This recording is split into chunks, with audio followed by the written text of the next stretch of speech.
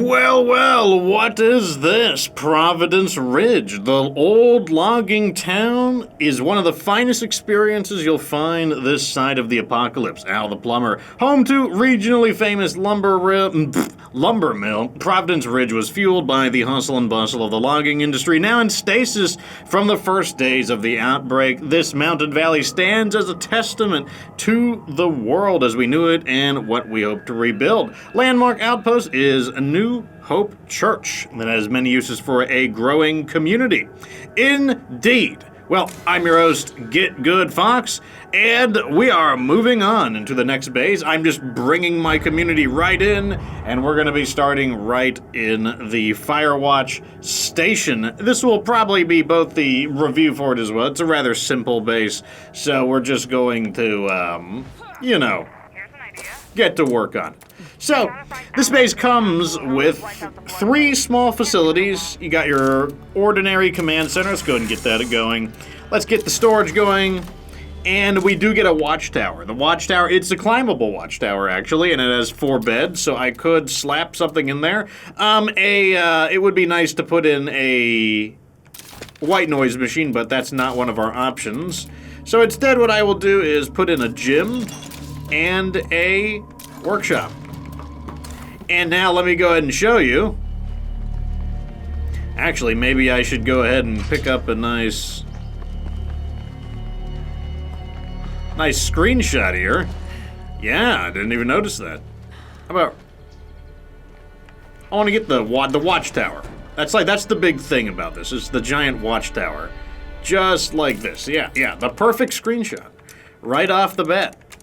There we go. So that is the watchtower, the one that contains the 4 beds, and I am equipped for plague art destruction, because I am going to kind of clear out the initial area, because we will still need money. We are going to need money as we go. Currently, we are sitting on about 2,500 influence. It'll get us started, but we're definitely going to need more than that. And with our ability to now destroy plague arts more effectively, hopefully the loot that we get from the plague arts is going to help. So now this watchtower isn't just for looks. It also acts as a survey point, which means we are actually able to just walk right up here and scout the initial area, which I think is pretty cool. It makes it very handy as a starting location. Like so. We're not going to want to stay in this base for very long because, we're going to have some morale problems and whatnot. It doesn't take long for any of that to begin. Also, looks like we have a grumpy butt. Right, looks like we got some stuff to do right off the bat. You know what? That's perfectly fine with me. Now, what do I think about this base? I think it's a decent base. It's got 3 small. 3 small is just enough. It has some beds, so you don't have to worry about your morale getting cut into quite as bad due to a lack of beds. And the fact that it scouts the initial area is also really handy. So overall, I do think it's a decent base. Normally, this area would be a little more zombie-free, but this isn't literally the beginning of the game. Once again, though, that doesn't bother me. Like, we will need the money. I wasn't ready to deal with these kinds of enemies right off the bat, but that's okay. Because, like I said, we did transfer over a advanced biochem station. Meaning I can produce scent block at will. And like I said, we can just plug some upgrades in here, mainly so that I'm doing something with the materials. Some of those materials are going to go bad, but, it's not that big of a deal. So the first thing we're going to do is, clean up our map a little bit. We're just moving in. And since we're moving in, some of these guys, they might need to, they might not understand what I'm about. And apparently this feral doesn't care what I'm about. And he's immediately going to steal my door. Maybe I'm not even going to need the zombie. I might be able to just lure him right over here. Looks like they've decided to take up residence inside one of these. So this would actually be a prime location for bloater gas. Remember, the gas travels through walls.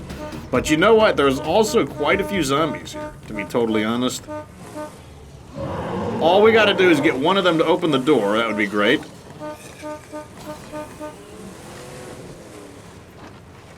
And they did, because they're brilliant. And now that they've opened up the doors, we can hope that the zombies make a little bit of a ruckus. And if they make enough of a ruckus, then the problem fixes itself.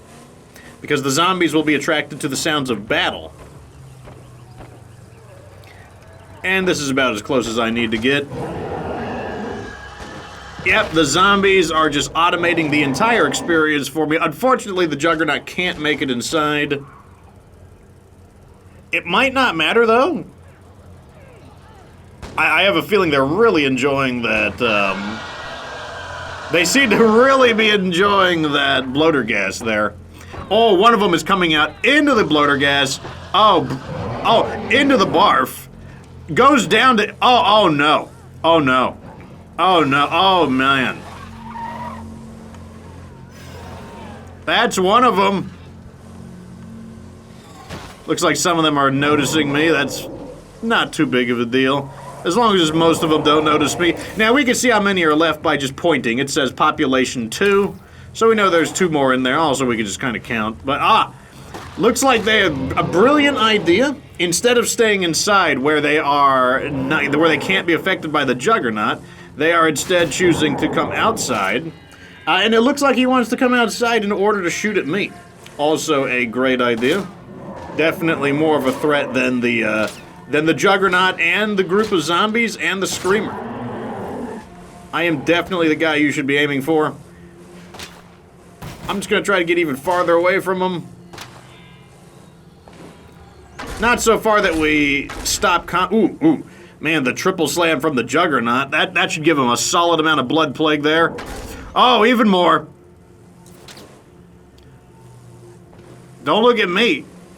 I don't know why the AI is so insistent on going after me. Look at this guy.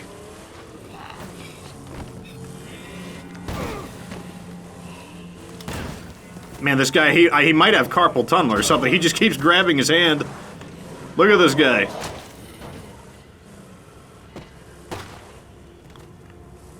Let's head back over here. Let's just grab them all. Let's just regroup them all.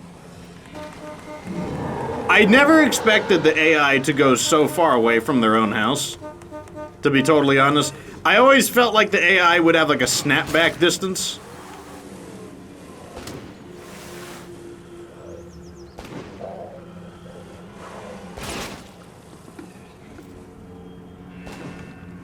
Hopefully they don't notice me.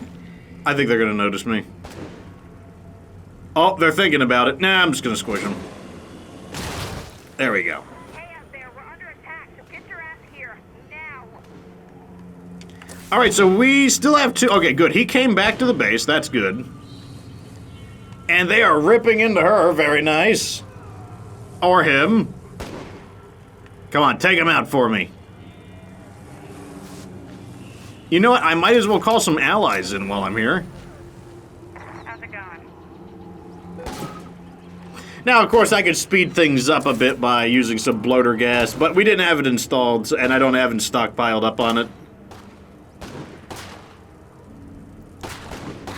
But it's about to be installed, so... Uh-oh, he's gone down to injuries. Let's see. Nope, he's still up. Let's go ahead and start. I want to speed this process up. As much as I enjoy watching them struggle with zombies, I would like to kind of get things going a little bit. So let's go back. Also, they're shooting up my car, and the damage is starting to actually affect the vehicle. Let's go actually get some... Let's speed this process up a bit. Also, let's get rid of this.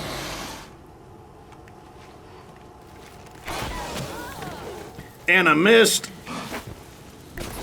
There we go. Now we can burn that guy.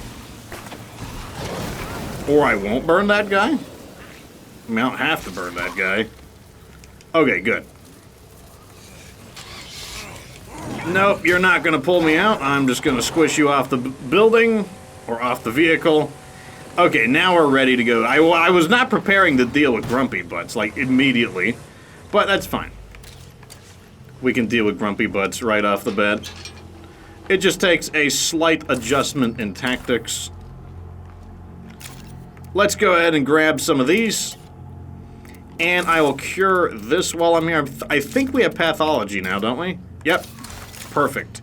Now I can heal myself up. Also, let me upgrade the... No, it's already upgraded. Everything's fine. We're good. Boom. Kind of a weird start to the Providence Ridge area. I was, like I said, I was expecting a little less resistance. But, I guess it's like, welcome to Nightmare Zone, LOL. Refueled up. Let's restock the vehicle. Make a kit. I guess we'll just keep upgrading. All of this is going to wind up being deconstructed anyways, but I'll just keep it moving. Now we can go and deal with these guys.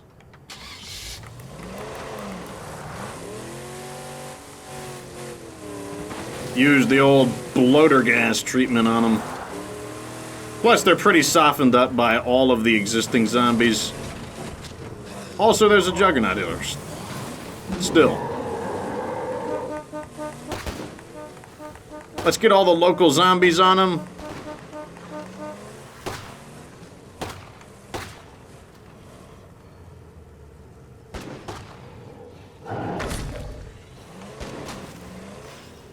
Oh, they already got one of them. Yeah, so he was already pretty heavily weakened by that. Oh, no. Oh, I'm feeling that from here. Come on, take him out. Oh, I didn't even have to do anything. Okay, not the way I planned it, but he's down. Alright, so let's go and look for wherever this...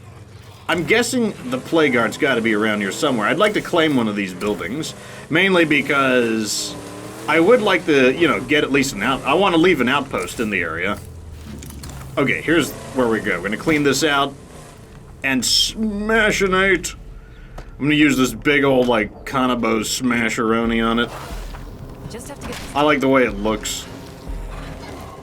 So let me go ahead and just burn these guys, shut the door. Ah, reinforcements.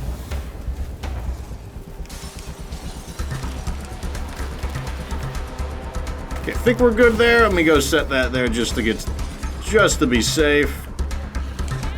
Yeah, I do have... Wasn't sure if I was maxed out in Powerhouse or not. Go and just roll through this real quick.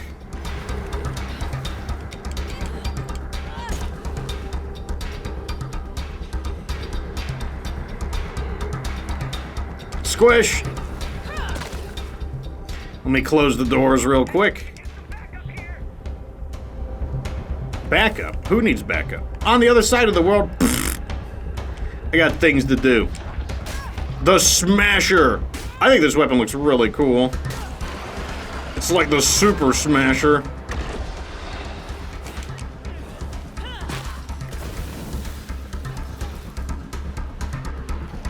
I know you guys don't. You're not setting me on fire. I mean, you might set me on fire, but I'm gonna roll. There's the feral. I know he's in there still.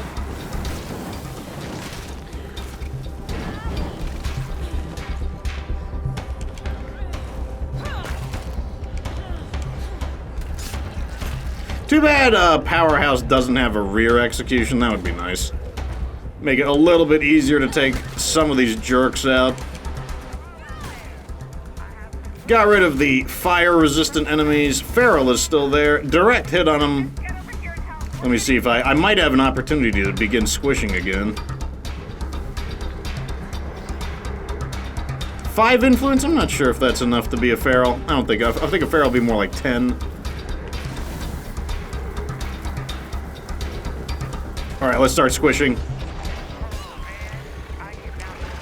It's so smashy looking. It's like the tenderizer.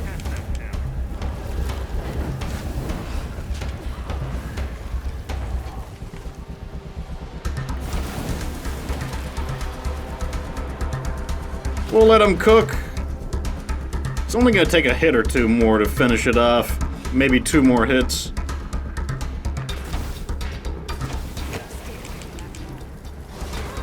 Oh, there's the feral. I was wondering where he was. You want to try it? No, you don't. Not a good idea. Not a good idea. Have some fire. More stragglers. See, this is what happens when you don't use a guerrilla-style method. You gotta, like, fight all of the... You could try to prioritize the heart a little more. That's certainly an option.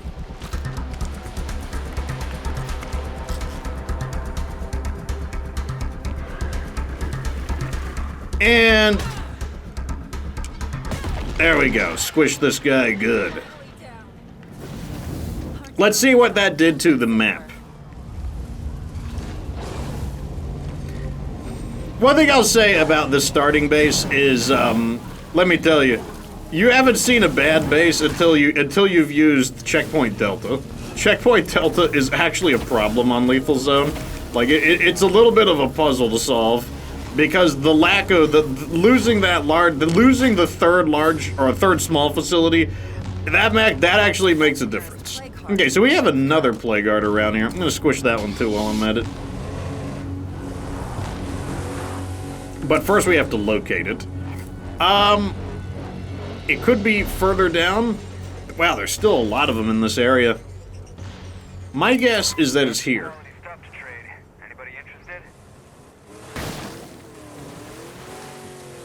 But I believe there is a good reason why the Providence Ridge has become the tutorial area. Okay, yeah, this is the Plague Guard that's doing the rest of the blocking. Now, so last time that was like the more like on-foot burning method. This time I'll use the vehicle method. Like I said, there's different styles for destroying Plague Guards without. Although I do have bloater gas. I also forgot about that. That would be an even faster way to do it. I brought the gas to take out the hostile humans, but I could easily destroy the heart with the gas. I forgot about that.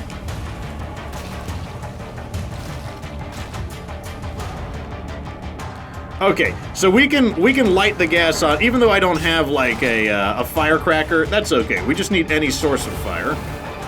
Any source of fire will do. All you gotta do is make sure that the source of fire does not touch the, So basically, I'm gonna aim kind of like deeper here. Just make sure that the source of fire does not touch the heart itself. So right about here. 2, 3.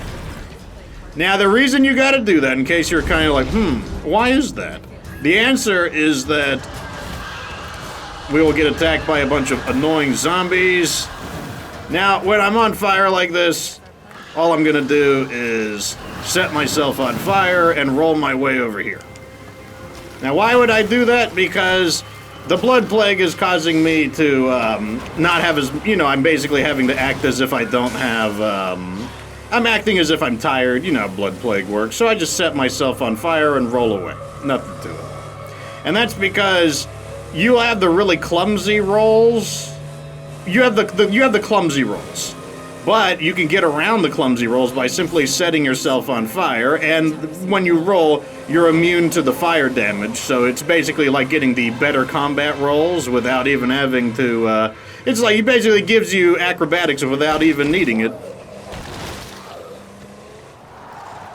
It also staggers the feral, the feral has to put himself out of fire. It just works. It just works, in the words of our great Lord Todd Howard. Okay, now I can cure. That's all I have. And, okay, so now we've kind of cleaned up this initial area, which is perfect. So let's go and send out... We're going to switch characters now. So this was the Plague Guard Squisheroni. Now that the Plague Guards have been kind of squished, we're going to send in the Cargo Recover character. That's right, multiple, we got different roles going on now. Okay, let's have you, now you can, we've built up enough supplies, I'll leave you with 1 and 1. And, guard the base, I don't know, use the MAC-10. Alright, so the cargo recovering character is gonna be somebody who, oh, here's our new, tough negotiations character. Definitely want to get her leveled up, but later on. We want to use a character that preferably has backpack, oh! backpacking and resourcefulness. That's what I'm talking about. Alright, so he's going to help us get the loot. He's not maxed out, so he's not as good as he could be. But let me tell you what he can do. Strong painkillers, energy drinks, cure, and look at this. A beautiful, clean 3 slots. You're close combat. Or beautiful, clean 8 slots, which is just enough to loot everything that a Plague Heart has inside of it. So let's go over here, and I don't know, I'm going to claim probably a... How much food are we losing? About 4 food. Let's claim one of these food stands. And then we can go meet the neighbors.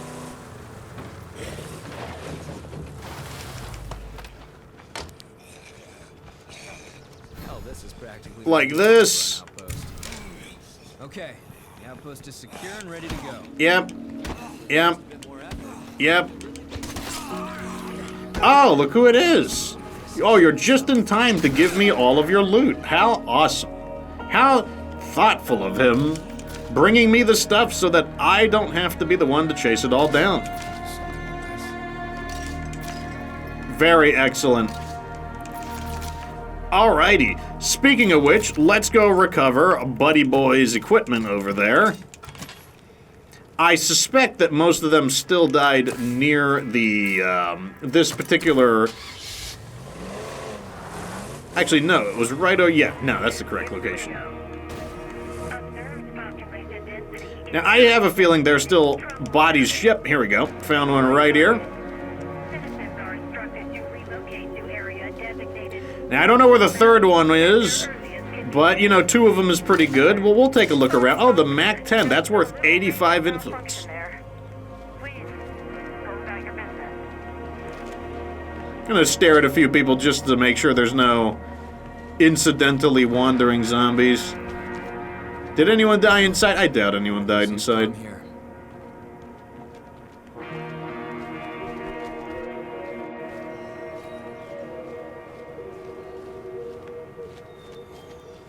Okay, I don't think we're gonna find that third person. We don't need to, though. It's all good. That's plenty of loot. And it didn't take a lot of effort to get rid of them.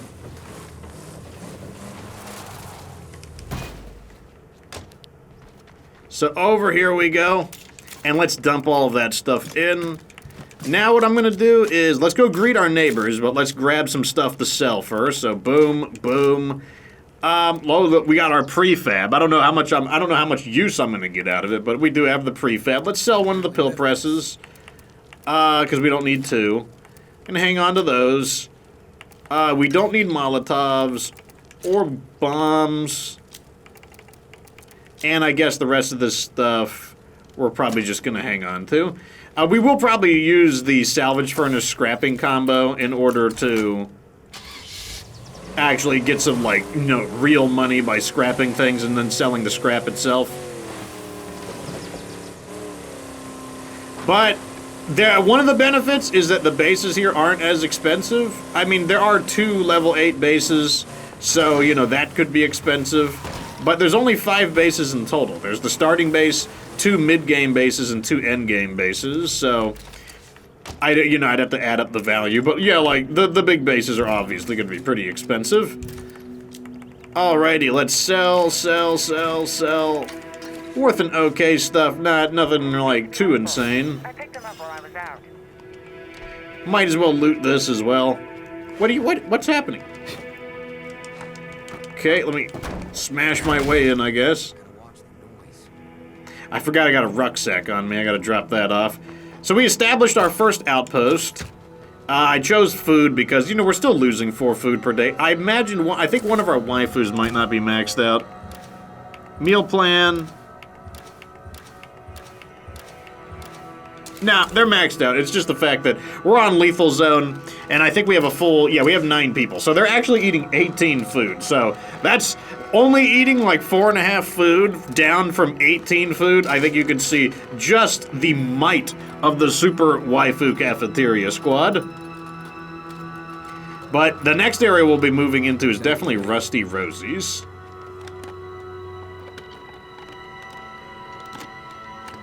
Let's grab what we can.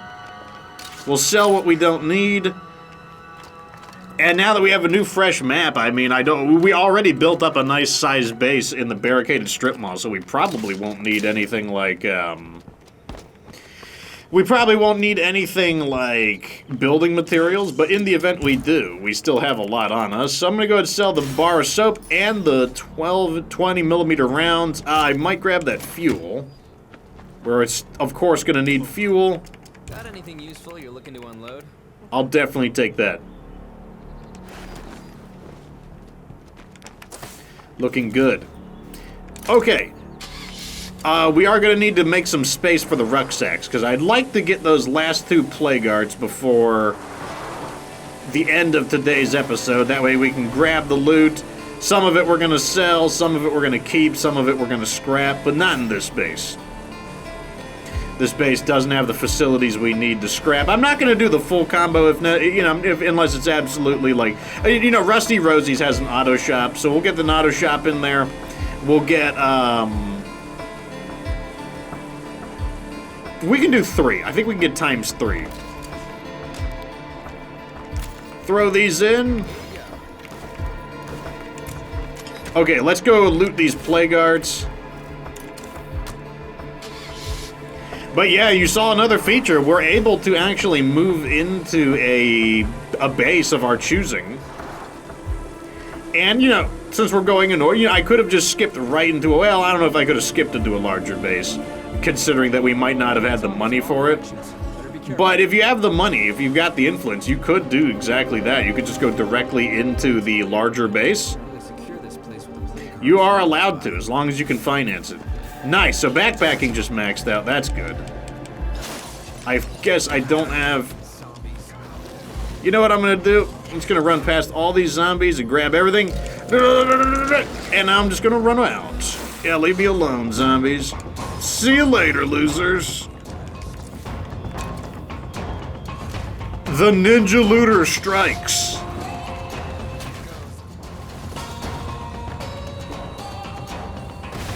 Now we can drop this off here, because my inventory's junked up. That's why you want to have 8 slots when you loot a plague guard. You can just run in, mash the A button, grab everything out of it. There's 9 items in a plague guard. 8 regular items and a rucksack. So boom, boom, boom.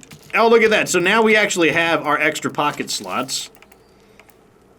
Oh, so resourcefulness gives you an inventory slot before it's maxed out, and backpacking gives you one when it is maxed out.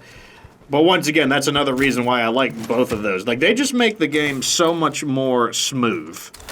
Some people have the debate about whether it's more important to have things that give you power versus things that give you convenience. But the thing is, they're both forms of power.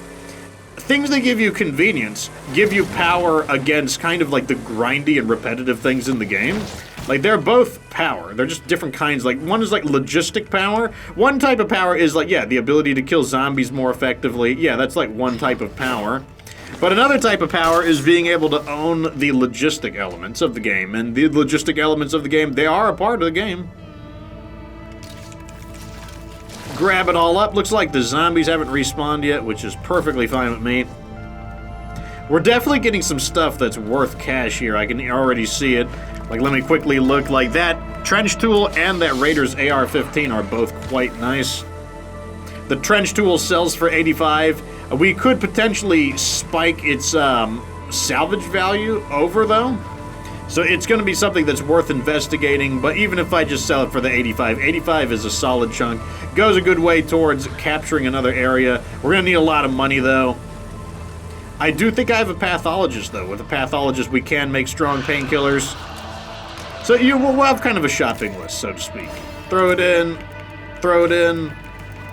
All of it goes in. Don't even try it, zombies. Ferals. Oh, so sad. You gonna try it again? Oh. Another reason why the pyro launcher is the ultimate weapon. People think I'm exaggerating. This is the ultimate weapon. Sure, it has some limitations, but even with its limitations, it doesn't stop it from being the ultimate weapon. And look at that. That is 3 Blood Plague Ferals. They actually surprised me. Like, I wasn't actually ready for them. And I just totally flipped it around, defeated them all for not very much ammo, to be totally honest. Pyro Launcher. The most powerful weapon in the game for general, everyday combat. There are other weapons that are also worth using. You know what would be really cool is a sidearm crossbow, like a crossbow that, like, you know, that goes into your secondary weapon. I would absolutely use that, because there are times I just want to be a little more quiet than the pyro launcher, but most of the time you can absolutely just batter the game down pyro launcher. Anyways, welcome to Providence Ridge. We're going to be going to Rusty Rosie's next. Overall, this base is, I don't think it's quite as good as, I don't think it's as good as the other starting bases, to be completely honest, but it's still a great base. I especially like the, you know, having the Watchtower off the jump, but it's not, I don't think it's as good as the original starting homes. But let me know what you think down in the comment section. I'm sure many of you have started the game in Providence Ridge, since I believe it is now the tutorial map, and I'm sure you guys like this base, and I like it too. In fact, I think all of the starting homes are pretty good. You could even beat the game from the starting home, especially if you do the Trader Legacy. The only starting home that I think kind of stinks is, it does stink, is Checkpoint Delta, mainly because it doesn't have the 3 small facilities, but I'll talk more about that when we get to Trumbull Valley. But welcome to the Providence Ridge wing of the Hyper Community World Tour. We're going to be more focused on just getting into these bases. I might need a few episodes to gather money, but we're going to be mainly focusing on getting these bases reviewed. Then we'll move into some other content. So, let me know what you think down in the comment section. If you enjoy my content, consider tossing a tip, just $1 or $2 my way, or becoming a channel member. It's $5 a month. Like the video if it was entertaining. Subscribe for future State of K2 content. Of course, remember that you don't have to be good to get good.